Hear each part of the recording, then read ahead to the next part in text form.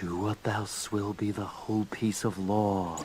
Welcome back, or if this is your first time, welcome. Today is going to be another one of those shorter videos. Very sorry, but I kind of have to, mainly because I'm going through a lot of life changes at the moment, and if you didn't see the community post, it's mainly because going through a lot of big life changes. So if I can hold the schedule through March, that means you're fine. I don't anticipate me having to break it up because I'm going to have a big long weekend where I can record and stage a bunch of things. So I hope it'll all be all right. Don't worry about it. It'll be okay. But to not bore you with the intro, and for those of you who are actually here for the video topic and not just a personal update, I wanted to do a tiny little short video because I saw an image that says, "Did you know that elephants worship the moon?" And I thought, wow, I didn't actually know that. Let me look into it. And then I typed for a few seconds and I said, oh wow, there's actually like a little bit of evidence to this claim. And then I dug a little deeper and I'm like, oh, it's just the ancient Greeks looking at things again and realizing that animal behaviors are not intrinsically religious. Now, let me be a little more precise. Pseudo-religious behaviors are only truly, from what,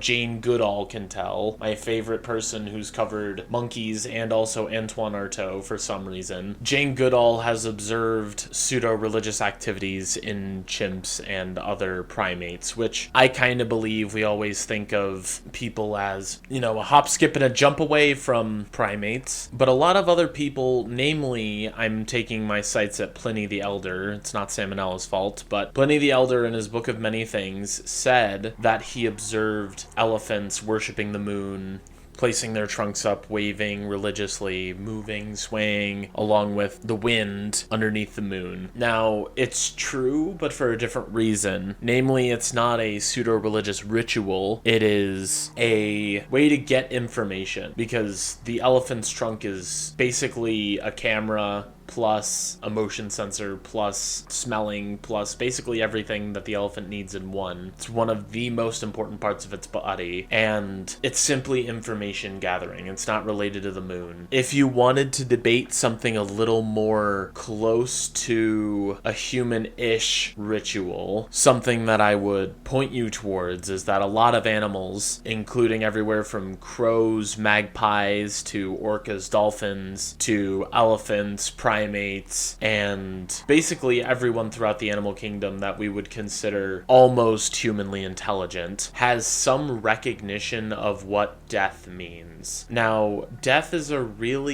it's a topic that I don't think I really want to crack into, but I want to more lay out the philosophy of how I want to angle it for the purposes of this discussion. I think that death is a really valuable thing to think about when thinking about how animals would recognize it. Mainly because seeing, what I'm going to go into is funeral rituals in these animals, the ones that I just previously mentioned, means they have a concept of what death means. It means something to them. They have cognizance of, this being has left, and we're the ones that are left to carry on the torch. And that just opens up a large question for a lot of other animal species. If a rabbit sees, its friend get picked up by a hawk, does it really comprehend what happened? Does it just move on? Do they form bonds? Because I know a lot of birds are monogamous and some aren't. It's kind of their own personal preference. But some will just pair and then mate for life. Traditional monogamy, which, if you're looking at it from the religious sense, you'd say, oh, well, they're dedicated enough to recognize another member of the species and then not immediately go do it with someone else. It's an acknowledgement of intelligence and restraint, a lot of values that we would consider moral. And animals having access to funeral rituals and comprehending what death means is very meaningful for understanding how people might have come about, or I guess if you want to take it in another direction, what animal rights mean and why they're important. Because if an animal can comprehend death, it's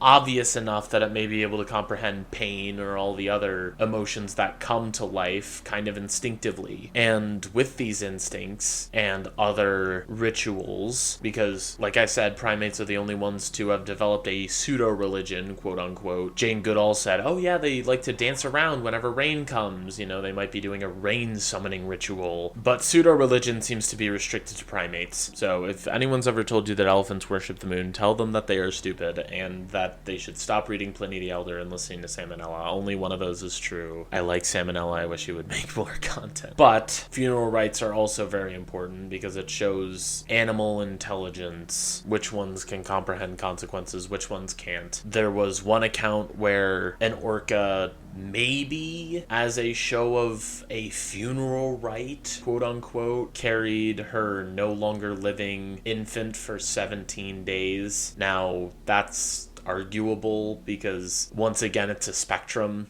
It could just be, force of habit until it rots away and then I can't carry it anymore. Or primates, which have been seen with food and placing other things along with their deceased. Primates are probably the most concrete examples that we can say, yes, this is knowledge of this. And then, you have orcas and dolphins and other intelligent porpoises or other pseudo-intelligent animals, elephants burying things with leaves or placing sticks in certain formations, maybe instinct, maybe a funeral rite. But it's just interesting to think about. Mainly because, if you can't tell, a lot of these videos I do on my off weeks, quote unquote, I don't think I have off weeks, but if everything were to go to plan, I would not have an off week. But considering that I need to travel a lot for personal business, it happens to be an off week, is I see an image and then I say, wow, that would be really great to talk about, and then I talk about it for a little bit. And I don't know if you like that. Maybe I'll put out a poll, but don't expect them to stick around for too long. I don't think I should be traveling much after March, so you only have to stomach it for a little while longer, and then hopefully everything works out. So if you made it this far, I'd like to thank you for watching. I would like to request that if you did make it this far, I almost guarantee you'll like my other things, and I'd recommend the Fantasy Deck playlist. Definitely put a lot of effort into that one if you like schizophrenic people. If not, there's a video on vampires that I also did that breaks down magic and how the actual cost of becoming a vampire is not anything that you can provide bodily. It's actually just around $20 to $60 if you're paying the non-member price. So anyway, in conclusion, just remember when Abraham Lincoln said to not believe everything you read on the internet.